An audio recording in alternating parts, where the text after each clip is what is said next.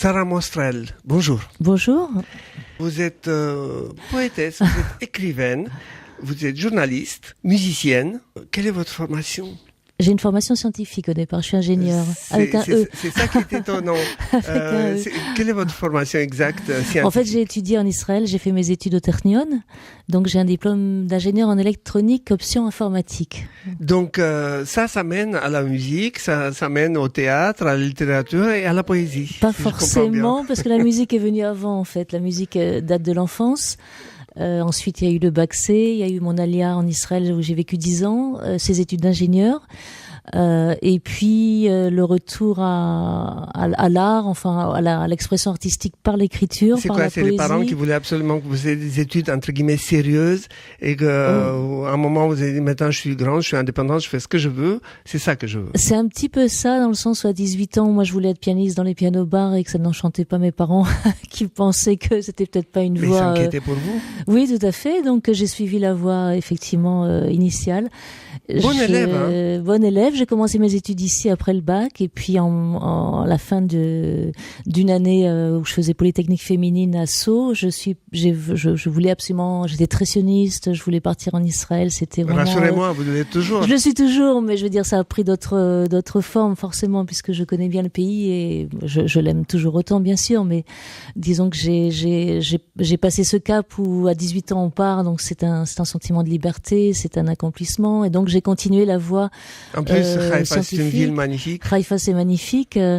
Le Technion, c'est encore plus magnifique. J'habitais dans les Méonotes, sur place. J'ai adoré cette ville, j'ai adoré cette période. J'ai fait mon diplôme d'ingénieur et puis je suis ensuite partie à Tel Aviv où j'ai travaillé pendant 5 ans.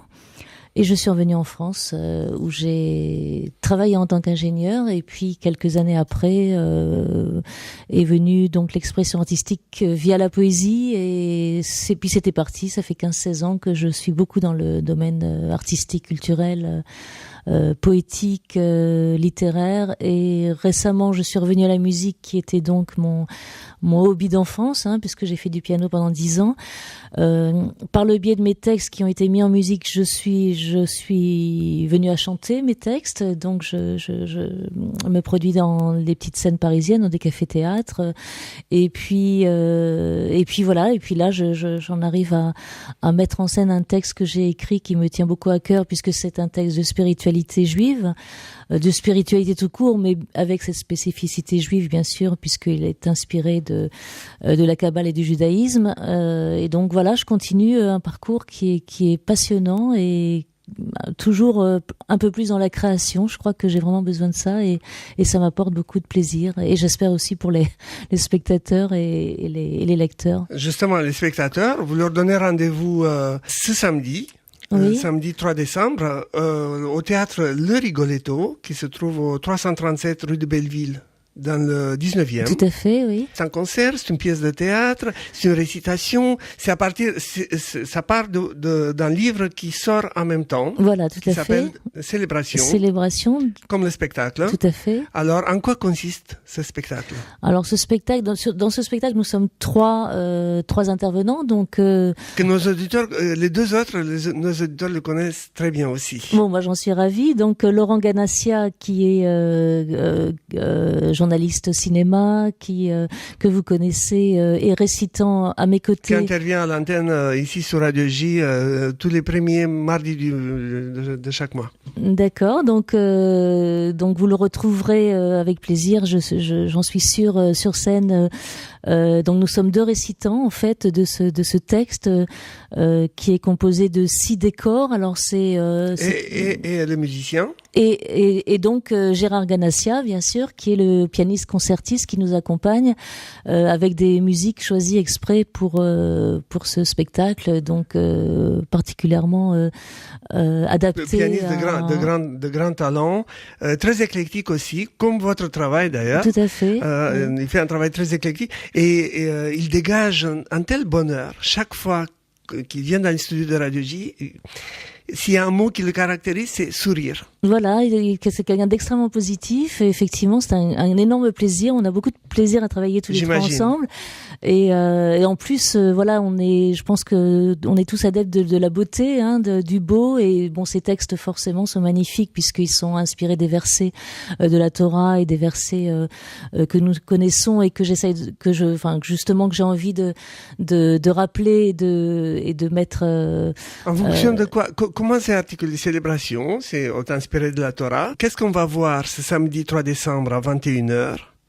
Au théâtre de Rigoletto.